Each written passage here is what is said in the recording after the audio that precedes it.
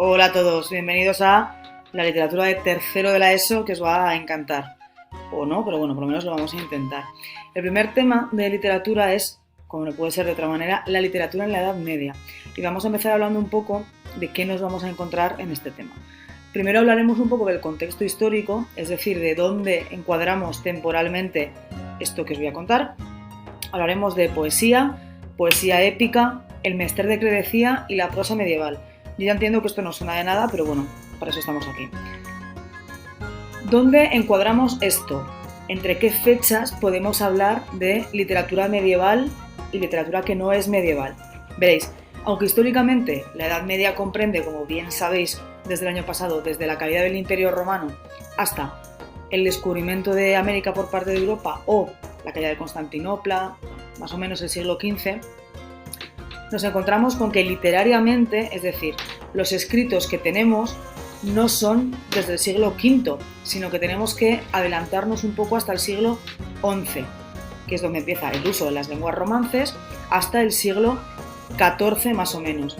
¿Por qué? Porque no tenemos testimonios escritos de nada que sea anterior al siglo XI. ¿Cómo era la sociedad y cómo era la cultura en la Edad Media? Si os acordáis, el año pasado todo esto lo vimos con muchísimo detalle, pero del sistema económico y político y social del que podemos hablar en la Edad Media es el feudalismo. ¿Os acordáis? Hay un señor feudal que a cambio de protección y a cambio de poder trabajar cede unas tierras a unos vasallos. Vale. La sociedad, como bien sabéis, está dividida en 3 estamentos de los cuales es prácticamente imposible salir.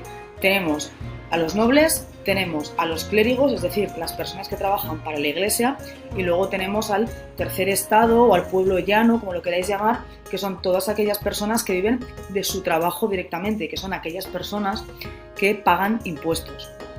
A partir del siglo XII, como bien recordaréis, la situación general mejora. Crece la producción agrícola, con lo cual la gente come mejor y más, enferma menos, muere menos y además vive más tiempo, con lo cual tiene más hijos. Esto que conlleva que aumente la población. También aumenta el comercio, dado que las personas tienen algo de dinero para poder gastar. Se aumenta el tercer estamento por este aumento de la población y además se enriquece. ¿Os acordáis que hablábamos de la aparición de la burguesía, de cómo el comercio florecía? Todo esto viene aparejado con el aumento de producciones culturales y la mejora de la educación. A partir del siglo XIII, los burgueses empiezan a mandar a sus hijos a esas universidades que se están fundando, por ejemplo, la Universidad de Salamanca, la Universidad de Palencia o la Universidad de Valladolid. El latín y las lenguas romances es uno de los apartados que viene en el libro y sí que me interesa que entendáis bien de dónde viene todo esto, veréis. Aquí os pone que el latín sigue siendo una lengua de prestigio, es decir, las personas cultas hablan latín, los monjes hablan latín y escriben latín. Es la lengua del culto religioso, es decir, las misas se hacen en latín y es el vehículo de la cultura, es cómo se escribe la gran cultura. Sin embargo, con el paso del tiempo, el pueblo deja de entender ese latín porque no es la lengua que ellos vayan hablando y el latín es sustituido por las diversas lenguas romances que se convierten en los diferentes idiomas que van hablando las personas. Es decir, las lenguas romances son todas aquellas que provienen del latín. El italiano, el español, el catalán, el portugués, el francés, el rumano, el aragonés, el asturiano, el aranés.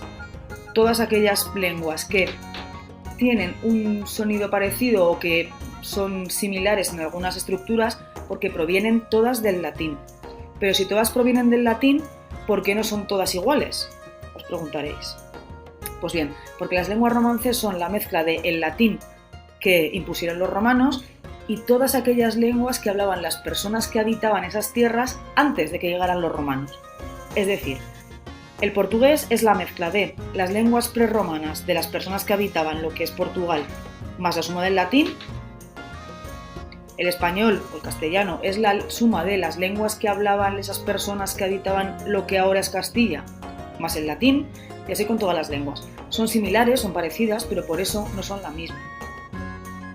Tenéis aquí, os pasaré el PowerPoint por Teams, tenéis aquí un vídeo del contexto histórico, dura 10 minutillos, yo creo que es positivo que lo veáis porque así refrescáis un poco todo este contexto histórico de la Edad Media que vimos el año pasado, lo vimos con mucho detalle, como os digo, pero es normal que se os haya olvidado un poco. Y hasta aquí es el vídeo de hoy. Veis que es un vídeo muy sencillo y necesito también que, además de ver el vídeo, os deis las páginas correspondientes que os pongan plataforma sobre este tema.